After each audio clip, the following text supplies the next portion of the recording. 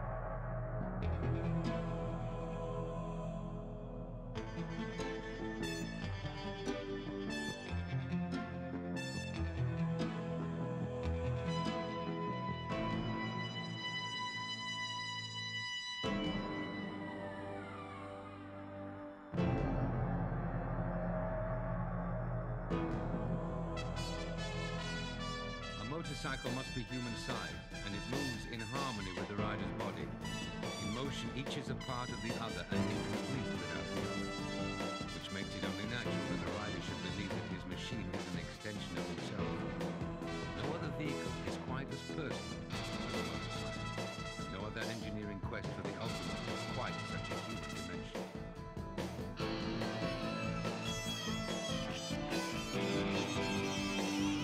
For the ultimate sports bike began simultaneously with the putt-putt of the first motorcycle.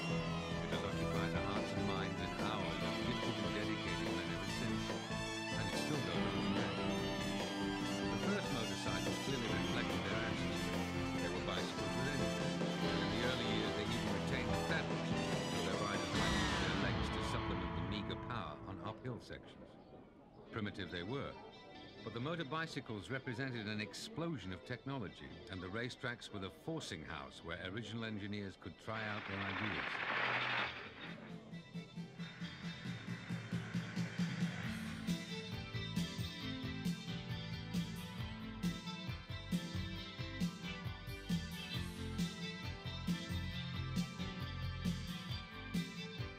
Racing is a clear-sighted testing ground, but with somewhat monocular vision. Racing riders, teams and factories need results, and as a result, orthodoxies are rapidly established. What wins races this year tends to be what won races last year, improved by a few percent. It was so in the early years too, once the ground rules had been established, although there was always room for heretics.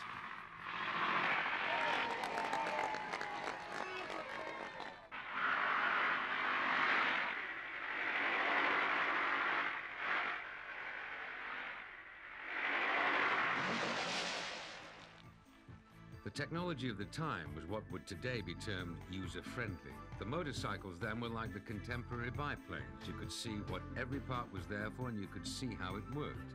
If it broke, it could usually be fixed at the roadside by a person with basic mechanical skill.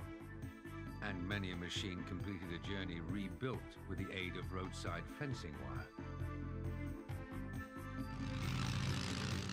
Simplicity prevailed as the main thrust of development concentrated on improving engine power and reliability.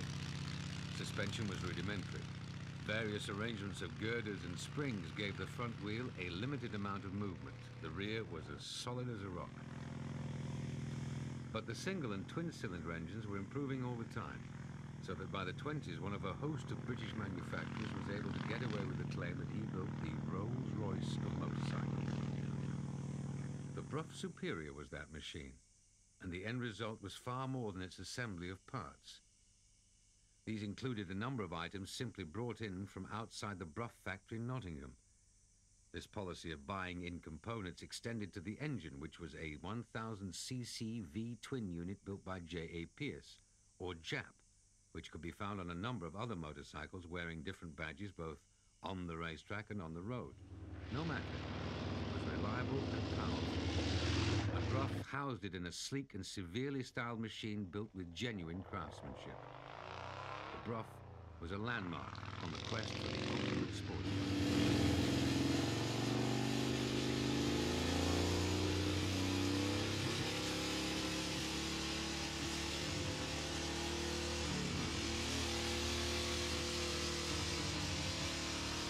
Not everybody relied wholly on simplicity.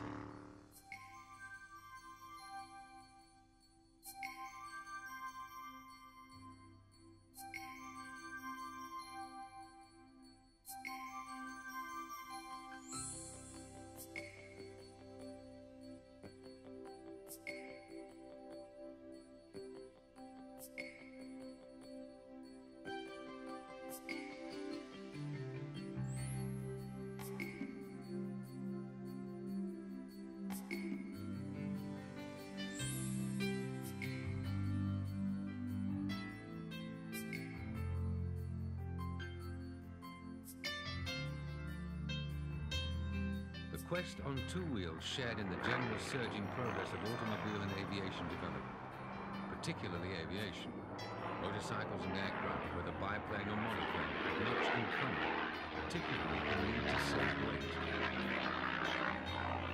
Another aircraft technique maximized horsepower from small compact engines. It was supercharging.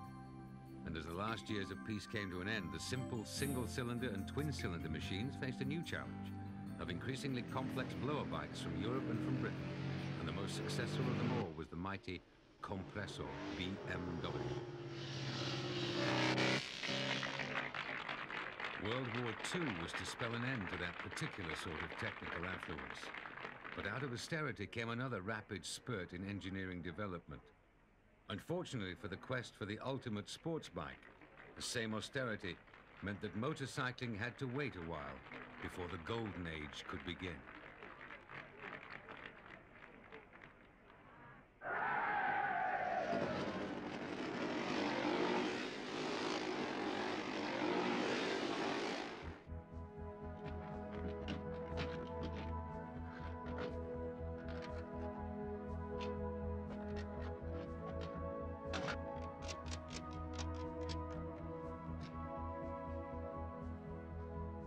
At Australia's Phillip Island race circuit, 500cc world champion Wayne Gardner, together with team compatriot Michael Doohan, prepares to test ride his 500cc Honda Grand Prix bike. As a world champion, he is keenly aware of racing's heritage of science and courage, a heritage of which he is now also a part.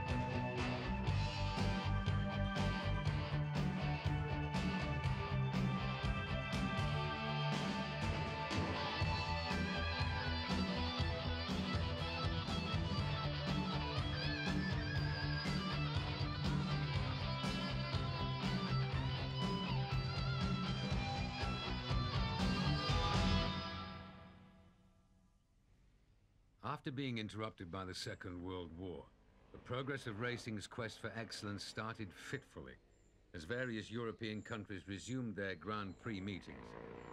Then in 1949, the World Championship was created, with Grand Prix all over Europe linked in a series to determine the season's overall champion rider and the most successful constructor.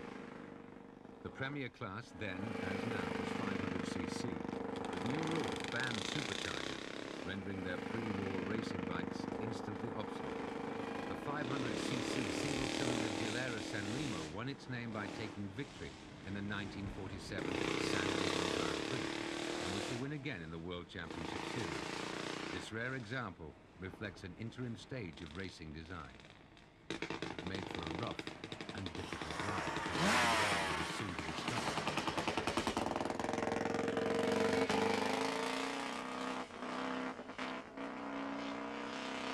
More than 40 years of development separate these two bikes.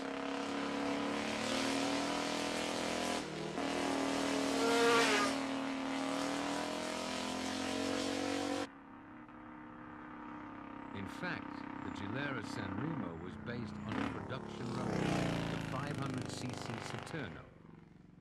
The racer was stripped and tuned, and proved competitive in spite of serious handling shortcomings that showed its pre-war origins. The frame is spindly and flexible, the suspension rudimentary, with the front girder fork and primitive rear suspension barely controlled by crude friction damping. This does feel very much like the beginning. It's really suffer a lot of problems, you know, suspension really moves a lot, and of course the brakes, what I think don't work very well at all, don't work. But this does feel a lot of fun, and what motorcycling is, it's enjoyable. In 1950, the golden age of motorcycling was to begin, encompassing a vast range of machinery from the workmanlike to the exotic. None was more workmanlike than the single-cylinder featherbed Manx Norton, and none more significant for the quest. Simplicity was its creed, while the quest for lightweight brought an austerity that created one of the finest ever examples of a design where form follows function and every part counts. For a machine where less was more, simple design and lightweight was often a tender advantage in the poor quality post-war fuels and badly surfaced racetracks. Its true spiritual home, the Norton won every post-war senior TT from 1947 until 1950. Although the Norton is essentially a simple design with a bare-bones single-cylinder engine mounted separately from its gearbox, it had the overhead camshaft required of a racer.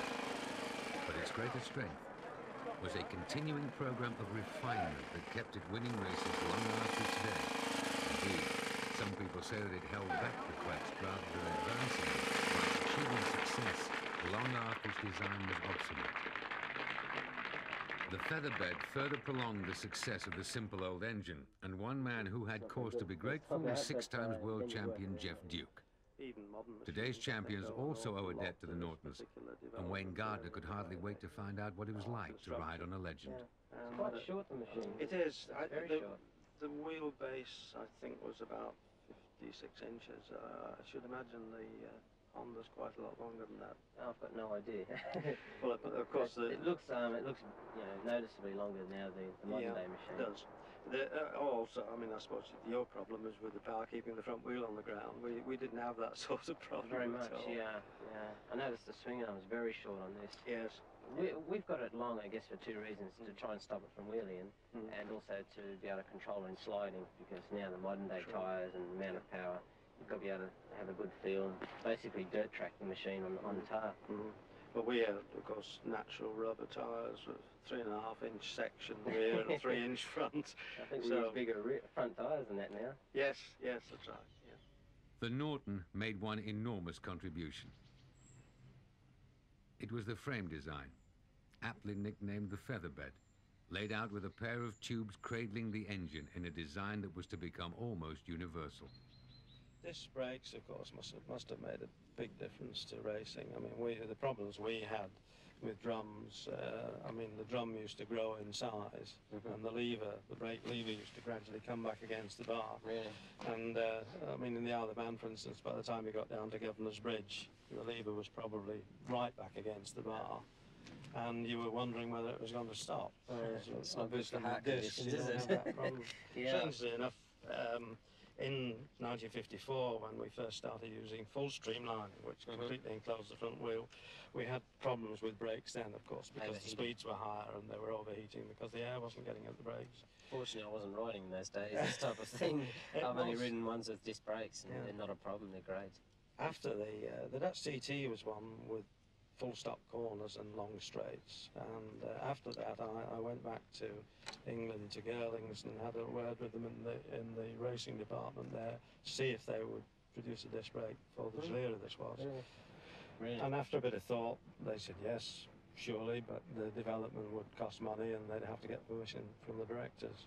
I've actually never ridden on a drum brake as such, and the only thing I've been in my time is just only on disc brakes. No, it's quite an experience because, I mean, one had to adjust up the front brake quite often, especially in a long race of 260 odd miles, rather more than you do now. Yes, sure. Anyway, after going to the Girling race department, I went back home, and about 3 weeks later, I got a letter from the board of directors saying that they would have liked to help, but they regretted they couldn't do it because they didn't think there was any commercial future in disc brakes for motorcycles. Really? Now look at this day, every motorcycle has a disc brake, even dirt bikes now. Exactly. So certainly changed a lot. You're talking about adjusting the front. We've still got to do that even with hydraulic brakes, with the disc brakes, because in long distance and now the temperatures that they run at, even with carbon fibre discs we're using, you sometimes lose a bit of lever and it starts to come in towards the bar. And we have also an adjustment as like this, you can adjust up the front brake. I'd like to have a ride on this and just see what you think about it. Yeah, one other thing, of course, is don't forget the gear changes on the other side as well. It's going to be an experience.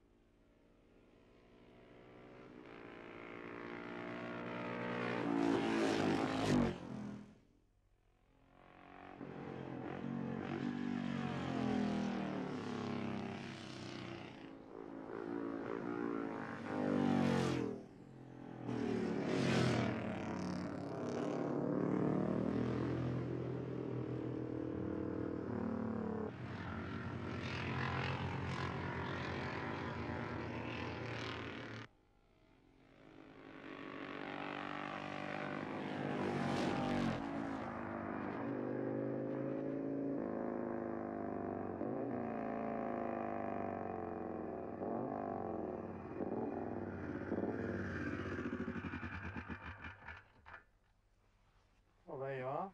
The 1949 single-cylinder Gilera, the 1960 single-cylinder 500 Norton, and this superb 1991 Honda. What do you think about them? Very, very different machines. But there is a difference. Quite. A big difference. Riding this is a lot of fun, and you can see where it all began. Suspension, compare it to, say, the modern day motorcycle is, absolutely terrible. But it's also a lot of fun to ride. They're two different types of machinery. Now we're on this, it actually handles very, very well. It's a very nice motorcycle to ride. You can see the big difference, the big leap in years, and of course then it goes on from here to a Grand Prix machinery. If I had my choice, it's definitely the Grand Prix bike. Well, understandably. Yeah, sure. But this is also a lot of fun. All of them are a lot of fun, but you can see the difference in the evolution of motorcycles. You can see where it began here, then to something that was quite good as far as a chassis and suspension, and of course onto the Grand Prix bike. It's great fun. Great. I think it's about time that you had a ride on one of these days. You've got to be kidding. Yeah, they're quite potent, and not a toy, and you've got to treat The them with a lot success of the respect. Norton They're was the extremely shining fast. example of the Maybe British on belief a in the more single-cylinder open, wider racer. circuit than It this enshrined one. a whole I think creed that's a good and choice. remained A little above bit all dicey else the to sort of go, machine that Yeah, was very much, yeah. user-friendly It's, to a it's man little with a bit good set dangerous, of but, spanners.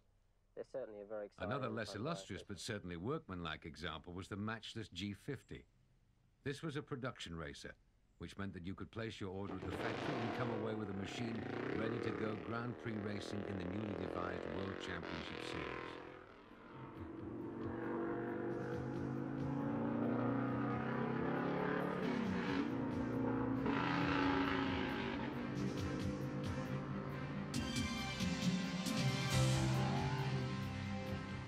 In the 1990s, you still can. Such is the romance and inspiration of those booming exhausts, those fitting single cylinders, and those oil-spattering chains that today they sustain a minor industry of remanufacture, with the same 1950s production racers on sale to enthusiastic classic racers who recreate the heyday of this particular landmark on the quest for the ultimate sports bike. So strong is the romance that many of these replica racers will never turn a wheel in anger. Instead, they will be put straight into collections, monuments to remain memories alongside others that need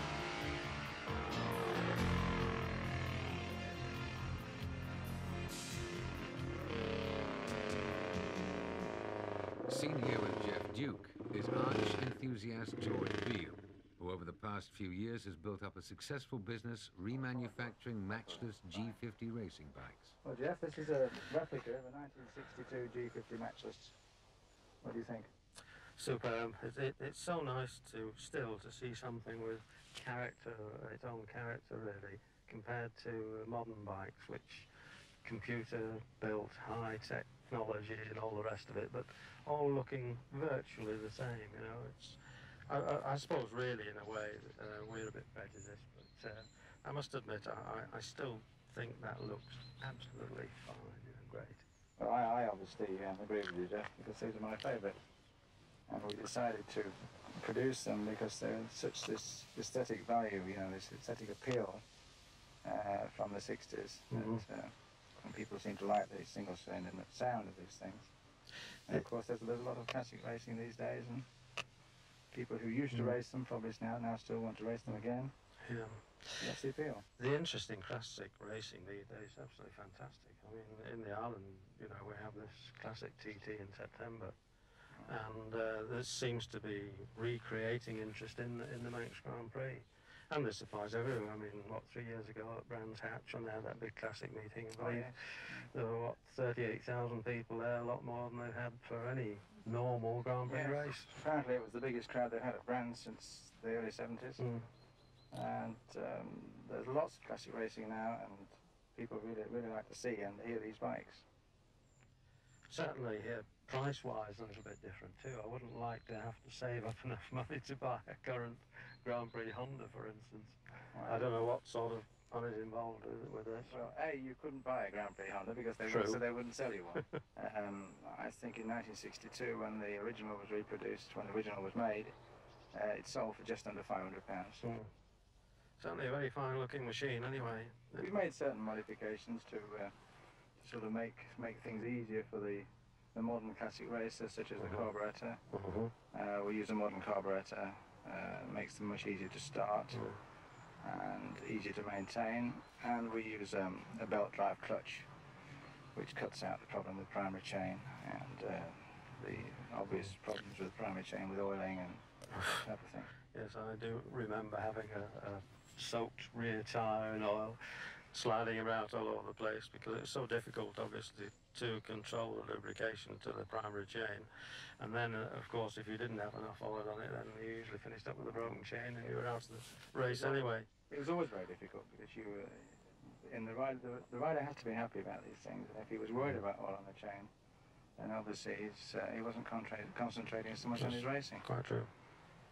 But these days there's no problem. We also use a 5-speed gearbox as well, which was originally used in the 60s, but I think everybody now who races these uses a 5 or 6-speed gearbox. It was something that was sadly lacking in my day at Norton's. Always was badgering them to go for 5 speeds, but unfortunately they never managed to achieve that until much later on.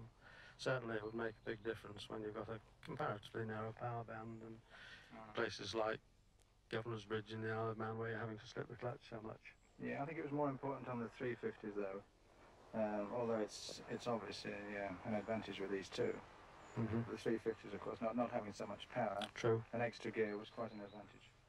The urge to collect is another expression of the emotion and romance of a time when motorcycles looked and sounded like, well, like motorbikes. More than that, these are noble artifacts that mark the progress of the quest. One such collector is Australian Keith Williams, who houses his own prodigious collection in a large private museum devoted entirely to the motorbike. Well, this is it, the Great Vincent HRD of 1949 vintage. 1,000 cc's, and they're all real draft horses. This bike was more noted for its speed in a straight line than it was for manoeuvring on the tighter circuits. It can be compared today with the Japanese superbikes because that's what it was. It was a superbike of the 50s and 60s. And when you think this is 1,000 cc's, and it was capable even then of speeds of around 160 miles an hour, there's not much difference 50 years later with the Japanese superbikes of the same cubic capacity.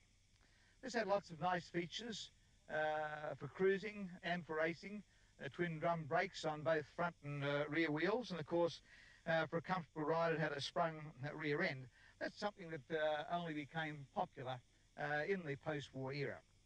I think this really is one of my very favourite machines in the collection, but then again it's hard not to have favourites, and there are many other favourites. The Excelsior Manxman of 1939, overhead camshaft, 350cc. That was a bike that I actually owned. It was my pride and joy in around the 1947-48 period. Another one of my favourite bikes is the Campion. I think probably the oldest and most serene machine in the collection. It's an outfit with a rather attractive sidecar, but Campion were most famous for making the motorcycles for the British Police Force in the 1912 to 1920 era.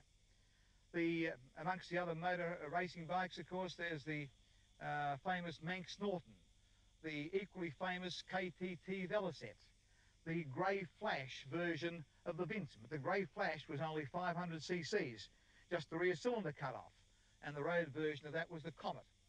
They're all there to be seen in the museum today. And of course in superbikes, the United Kingdom, we have the Hesketh. And it was a great pity that Hesketh didn't make his impression on the world market. We have there one of the 150 or so that were made by that company only 10 years ago. It's very difficult in trying to pick out your favourites in a museum such as mine. I think I can best say that every motorcycle is a favourite with me.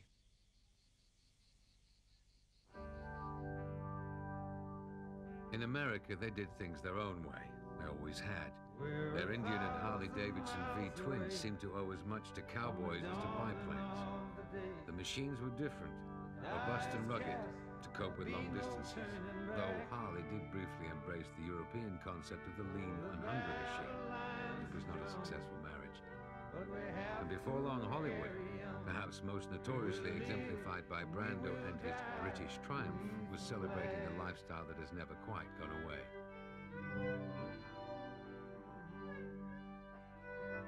The new spirit of adventure came from Italy, where a love of fast machinery combined with a spirit of flamboyance in technical as in other things. It is an engineering fact that increasing the number of cylinders of a given engine size, like the 500cc of the top Grand Prix class, would ipso facto increase the power output, just as it increases the revs and the pitch of the exhaust noise. The Italians started with 2 cylinders, moved on to 4 cylinders, and reached their peak with the V8 Moto Guzzi of 1955. But the king of them all was the MV Agusta, which reigned supreme in 500cc racing for 17 years. And if this was at least partly because MV Agusta broke with the other Italian factories when they withdrew from racing en masse, it in no way dims the romance. The MV Agusta had everything, including nobility.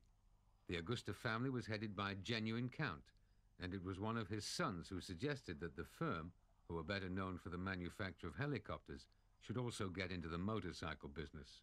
In Italy, 17 times world champion Giacomo Agostini tells us what sort of man the Count was. Conte Domenico Augusta innanzitutto era un grande sportivo, un grande appassionato, era un genio.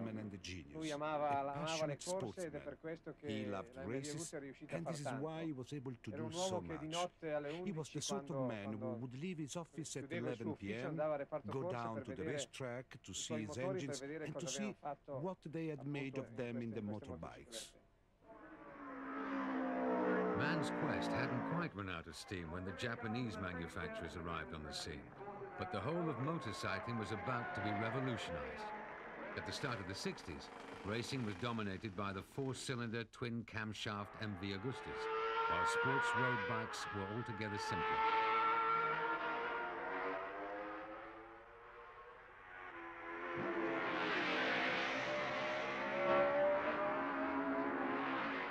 The change really started in 1959, when a factory specializing in small commuter bikes and powered bicycles sent a team to the Isle of Man TT.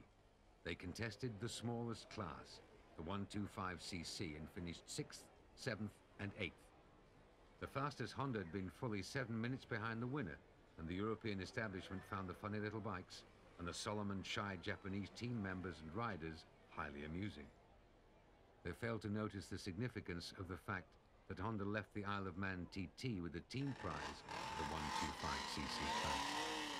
Honda came back the next year, and the next, and the next. And within the next decade, the great names died away, while the Japanese factories grew stronger and stronger until even MV Agusta were feeling the chill hand of redundancy. MV rider Giacomo Agostini recalls those times.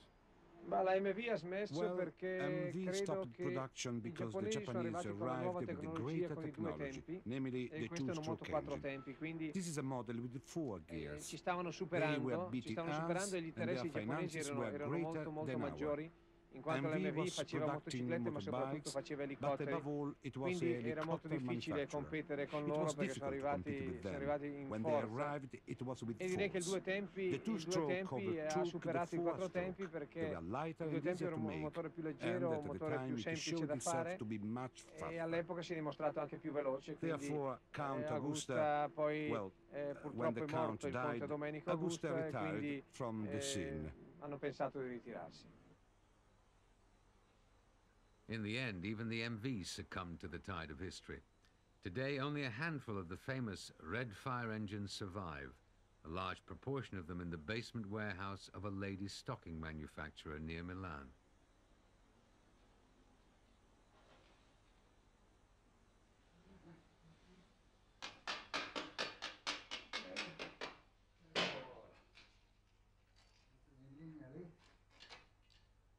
The factory owner, Signor Elli, has a sample of almost every title-winning MV. And when Agostini, whose name is inextricably linked with that of MV Agusta, asks for a ride on one of his old three-cylinder 500cc bikes, Signor Elli can hardly refuse the honor. Adesso mettiamo sulla carenatura e poi andiamo a fare un switch giro. on the engine, Quindi vi and faccio go aiutare for a dall'amico ride, Ubaldo. helped by my friend Aldo. Mettiamola su.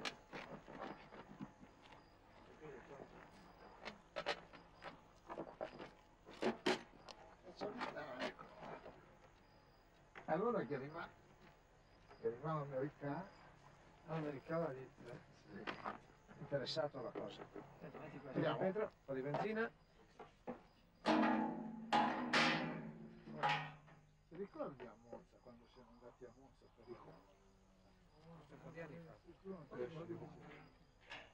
importante per Buono, adesso voi uscite di là, poi mi date una mano e così mi sono qui e così stiamo...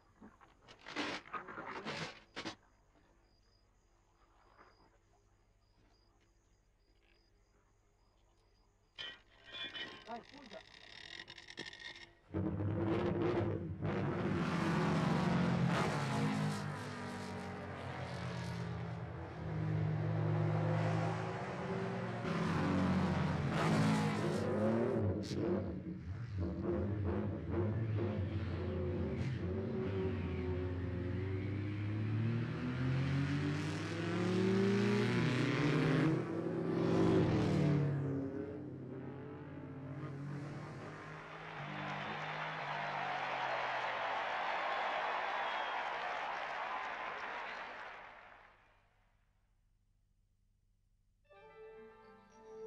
The Japanese approach to motorcycle design and engineering was a major spur to the quest. In broad terms, their policy was to copy but improve. European engineers strove to adapt to the intensified level of competition, while Honda, Yamaha, Suzuki, Kawasaki, and a number of others, including Tohatsu and Bridgestone, were not too proud to pick up ideas where they could find them. Then, with fresh minds and tireless hard work, they maximized reliability, revs, and horsepower. Copy, but improve. Suzuki's acquisition of the two-stroke technology that put them in the forefront of development was even more deliberate and represents a Cold War coup. At that time, the two-stroke standard bearers were the East German firm of MZ. Their chief designer was continuing work pioneered by DKW, and the crucial discovery was that this hitherto lowly type of engine could be made to function on an altogether higher plane.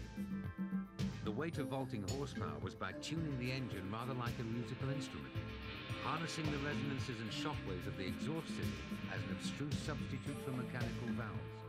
Make the engine sing, and it turns into a high-revving soprano with a lusty power curve. MZ's rider Ernst Degner was deeply involved in the design and testing of their landmark engine, but he was prepared to share his knowledge with the Japanese if they would in turn assist with his defection from behind the Iron Curtain. Suzuki were willing, and with his family already smuggled out by lorry, they helped Degner to escape his constant East German companions and cross the border into Denmark, even while the Swedish Grand Prix of 1961 was still in progress. In his luggage were a few MZ parts, but more important was his knowledge.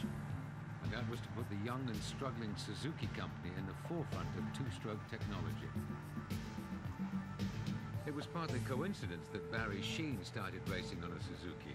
He was later to forge links with the company that led to a spell of world domination for both of them.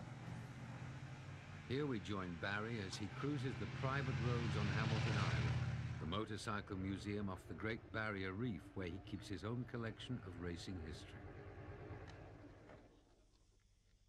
Well, the old 1200cc Harley and sidecar, and the Yanks call it the Freedom Machine. Well, quite frankly, the only time I'd want to ride it, if I was trying to escape from somewhere, it's like driving a lorry. One of the old bikes I didn't mind riding was this lovely little thing here. It's my 125cc ex-factory Suzuki, and it was really the bike that put me on the road to fame and fortune, if you like. I bought it off of a guy called Stuart Graham in England. He used to race for the Suzuki factory, and it's 125cc, 10-speed, twin-cylinder, and it cost me £2,000 in 1970. It was all my dad's life savings. So I borrowed the money off of Dad, hoping that I'd earn enough money to pay it back.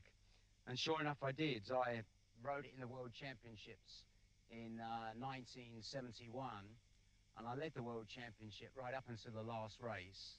And gearbox sprocket broke, and I ended up finishing second. But all the year, it never ever broke down at all. I had a mechanic that was a good mate of mine. Donny's name was. Terrific guy. He didn't know anything about motorbikes, though. That was the only problem. So it's very dear to my heart, this bike, because before every Grand Prix, I used to strip the engine, put new crankshafts in it, and generally look after it like it was a little baby. Then at the end of 71, I got offered a ride by Yamaha's, so I sold this thing to a guy in Italy. Then in sort of 72, I didn't have a very good season. 73, I started to earn some money, and I thought, what an idiot I was to sell my little bike. So I paid £6,500 to buy it back, and out of all my bikes, this one really means the most to me. After a really disastrous year in 1972 with Yamaha, I signed up to ride for Suzuki Great Britain, and this was the bike that I rode. It was a really nice bike. It was 750, and I'd never raced a 750 before. A lot of people were saying because I'd ridden 125s and 250s that I wouldn't be able to ride a 750. Cut a long story short, at the end of the year I won the first ever European 750cc championship on it, and also the British Superbike Series, which then was the most prestigious thing in the big bike class to win. So it shut a few people up. This is my factory 500 Suzuki from 1978. It was not a bad bike, actually. It was supposedly slightly better than the 1977 model on which I won the World Championship. We lost the championship in 78 to Yamaha's and Kenny Roberts, but wasn't a bad old bike. There was a lot of things that should have been done to it that weren't done to it. Through my relationship with the Japanese, you'll understand. But all in all, not a bad old bike. Then I changed at the end of 1979 after really sort of suffering from overboard Japanese lack of fidelity, I guess, in that no matter what you said technically about the bike to improve it, it would just go, don't want to know. So anyway, cut long story short, I ended up riding for Yamaha in 80, 81 and 82 and crashed very badly at Silverstone, nearly losing my legs, and then I went back to Suzuki, and this was my last year's bike, my 1984 bike. 84 was my last year of racing. Suzuki pulled out of Grand Prix racing at the end of 83, and they gave me sort of a 2-year-old engine to put a frame around. And the great thing about this bike was, in actual fact, the frame. It was made by a British company called the Harris Performance Specialists or whatever. And it was two brothers, Lester and his brother Steve. They made a fantastic job because they listened to everything that I wanted about the rigidity and the strength. Half the problem with most of the Japanese bikes, they were never strong enough. You know, the forks would bend back, the whole frame would twist, because they had a lot of horsepower. They were great at getting horsepower, but they didn't have the foggiest idea about sorting out the geometry of steering and getting the bikes to handle, which luckily enough was my forte.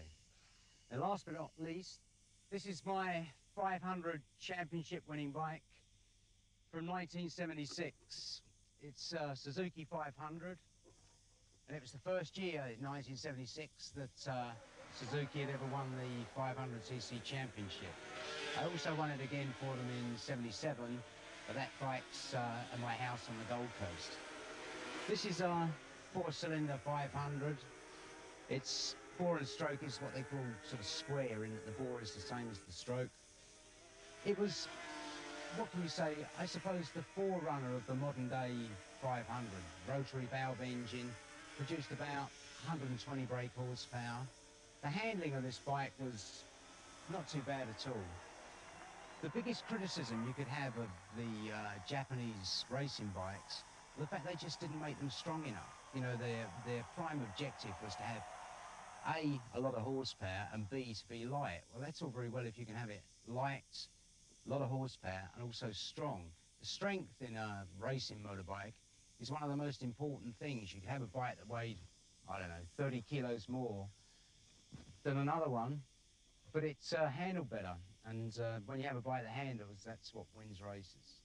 Anyhow, this is my collection of bikes, and I like to feel that it's a bit unique, really, because as far as I can remember, there's none of the sort of world champions or bike racers from the past that have managed to keep all their racing bikes. And I used to have it written into my contract that I kept my bike at the end of the year. Right, well, that's my collection of bikes. I hope you like them, because they really mean an awful lot to me.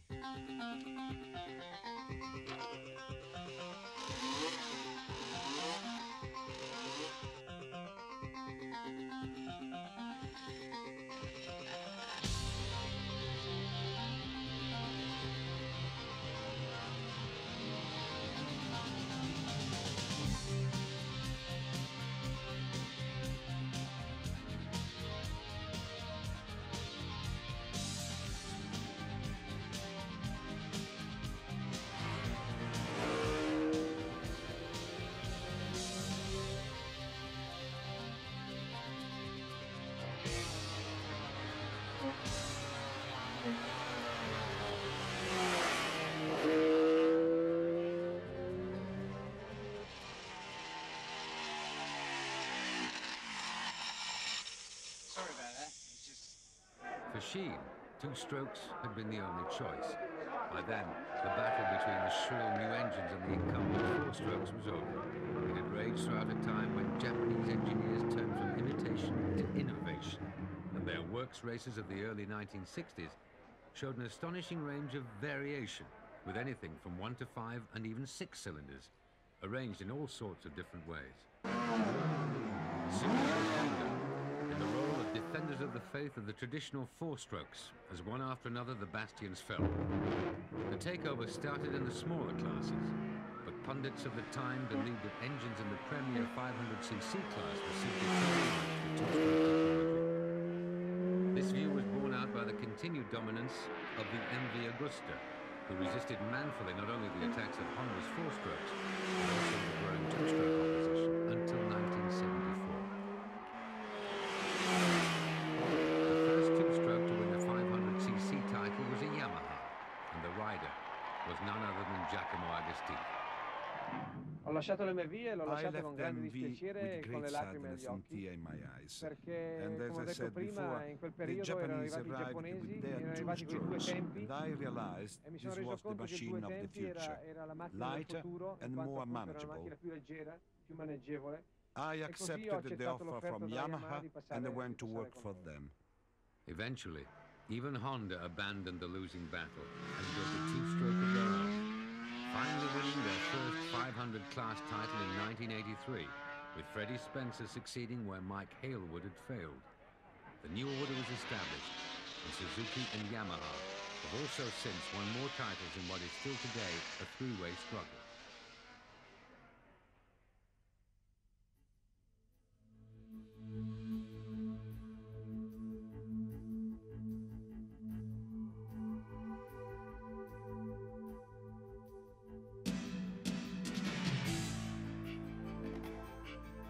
The racing two-stroke rapidly achieved complete ascendancy in racing. This beautifully restored championship 4-cylinder TZ500 Yamaha of the late 70s is typical, combining the tubular loop frame technology of the Featherbed with a high-revving 4-cylinder scream-riven engine with a fearsome power curve. The purebred racer was starting to become a breed apart.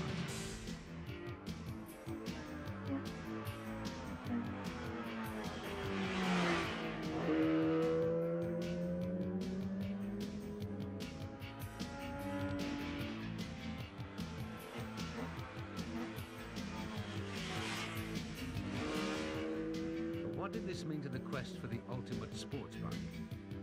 In the strictest technical sense, the two-stroke had taken racing one step away from road bikes, most of which remained faithful to the 4-stroke tradition.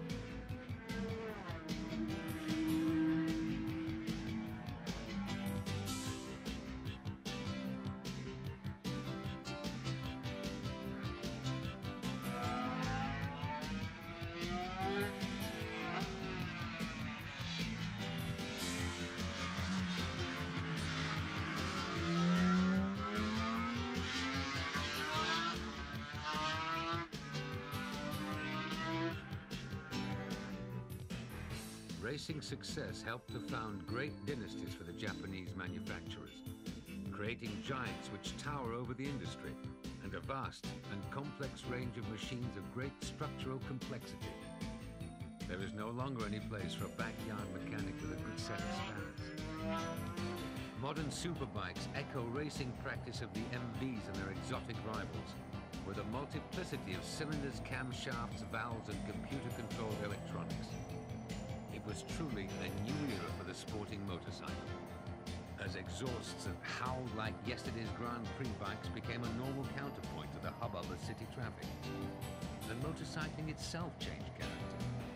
Greasy fingernails gave way to color-coordinated leathers, and genuine racetrack performance became available to anyone with a valid license and a hire purchase agreement.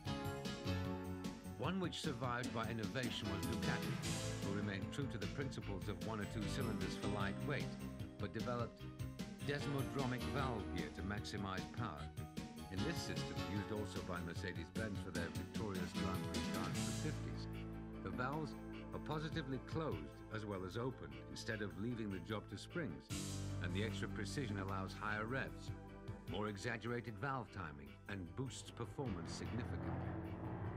On the merits of this unique complexity, Ducati have defeated the Japanese both at the Isle of Man TT and in the World Superbike Championship of the 1990s.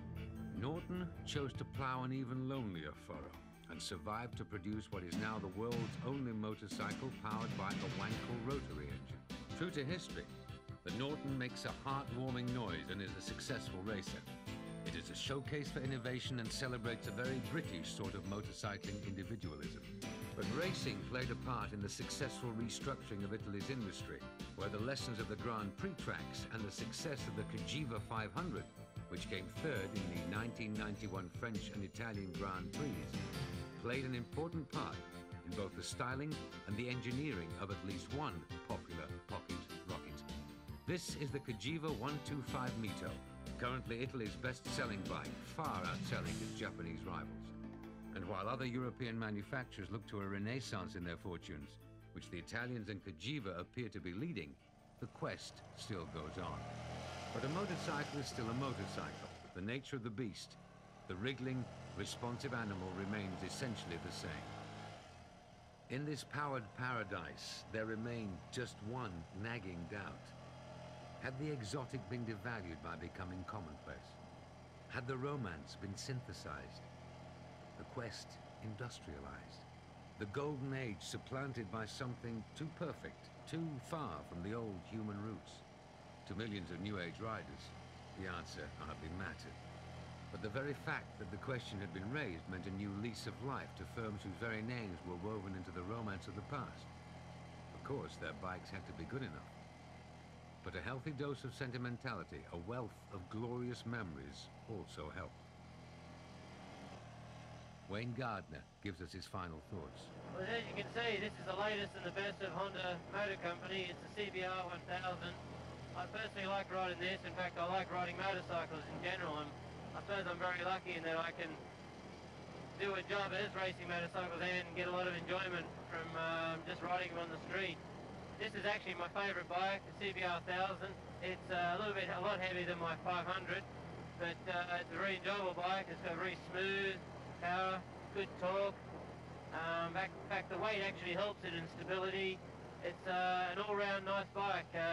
As you can see, the bikes have come a long way from the Gilera days, the first motorcycle that I rode yesterday. But I tell you, this is definitely the best, and this is for me. I'll see you later. But there is always another horizon, another hill to climb and another race to win. Today, as always, it is the Grand Prix racers who push ever onwards at the frontiers of physics. The riders do it for their own personal reasons, but each one makes his contribution as engineers strive to find the golden age. And in the end, all motorcyclists benefit. And the real ultimate sports bike will always be the one that's coming next year.